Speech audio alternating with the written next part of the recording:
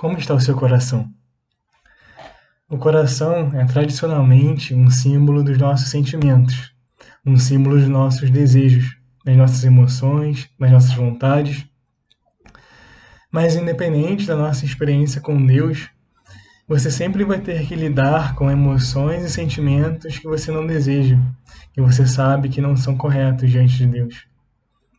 Sejamos sinceros, frequentemente nos pegamos experimentando sentimentos como cobiça, inveja, orgulho, ódio, entre outros. E pode ter certeza, quanto mais você quiser fazer o que é certo, mais você vai ter que lidar com esses sentimentos que te impulsionam a fazer o que é errado. Alcançar uma vida pura, totalmente pura, sem mácula, sem pecado, sem erro, realmente parece algo impossível. Mas em Mateus, capítulo 5, versículo 8, Jesus diz assim: Bem-aventurados os puros de coração, pois verão a Deus. Essa afirmação parece muito uma das mais chocantes. Onde encontraremos alguém que é puro de coração? Se nós continuarmos lendo o capítulo 5 de Mateus, assim como o capítulo 6 e 7, nós veremos no chamado Sermão do Monte várias instruções que caracterizam alguém puro de coração. Eu peço que você leia esses capítulos e você vai entender melhor o que eu estou dizendo. Jesus fala ali várias partes sobre a lei de Moisés.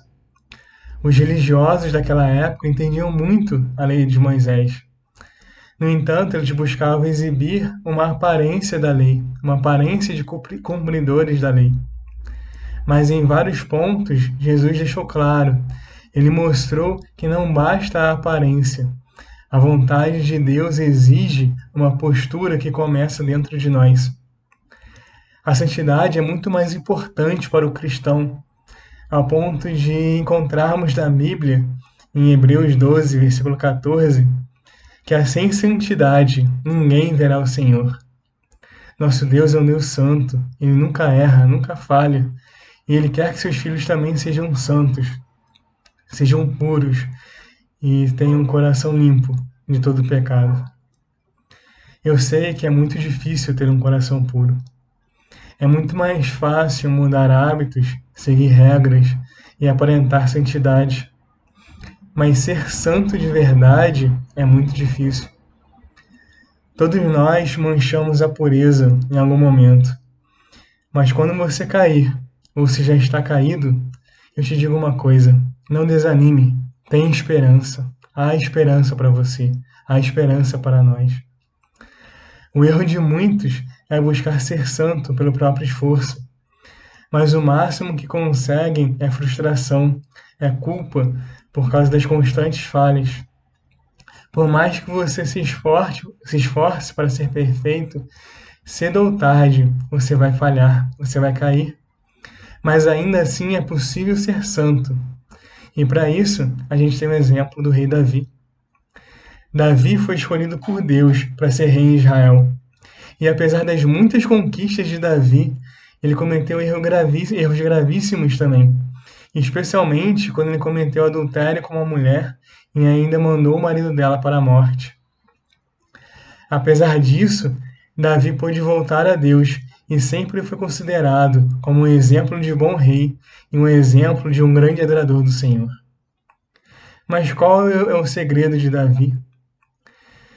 Não há segredo nenhum. A resposta é muito simples. Apesar de tudo, Davi conservava a fé dele em Deus. Nós vamos ler agora alguns salmos e nós vamos entender melhor sobre isso. Começamos do Salmo 32, versículos 1 ao 6. Diz assim: Como é feliz aquele que tem suas transgressões perdoadas e seus pecados apagados. Como é feliz aquele a quem o Senhor não atribui culpa e em quem não há hipocrisia. Enquanto escondi os meus pecados, o meu corpo definhava de tanto gemer. Pois de dia e de noite a tua mão pesava sobre mim. Minha força foi se esgotando, como em tempo de seca. Então reconheci diante de ti o meu pecado e não encobri as minhas culpas. Eu disse: confessarei as minhas transgressões ao Senhor, e tu perdoaste a culpa do meu pecado. Portanto, que todos os que são fiéis orem a ti, enquanto pode ser encontrado. Quando as muitas águas se levantarem, elas não o atingirão. Vamos ver agora outro salmo, dessa vez o Salmo 103, versículos 8 ao 14.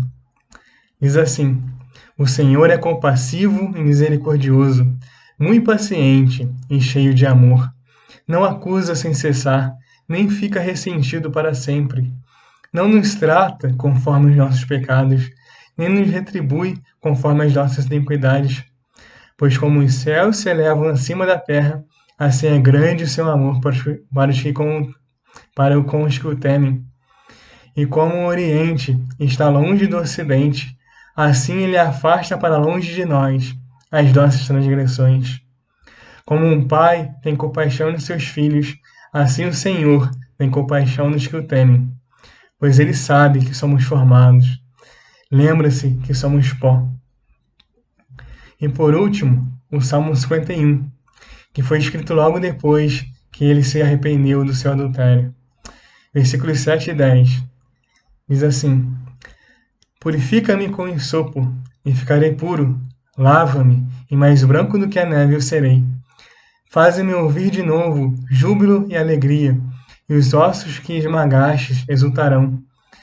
Esconde o rosto dos meus pecados, e apaga todas as minhas iniquidades. Cria em mim um coração puro, ó Deus, e renova dentro de mim um espírito estável. Percebe quão grande é o amor de Deus por nós? Deus está pronto para restaurar o arrependido. Nós sabemos que a salvação é única e exclusivamente pela fé, por causa do favor de Deus. Mas muitas vezes nós esquecemos que a santificação também é pela fé. E nós queremos fazer as coisas pelo nosso próprio esforço. Ou mesmo desistimos de ser santos porque nós começamos achando que não vamos conseguir.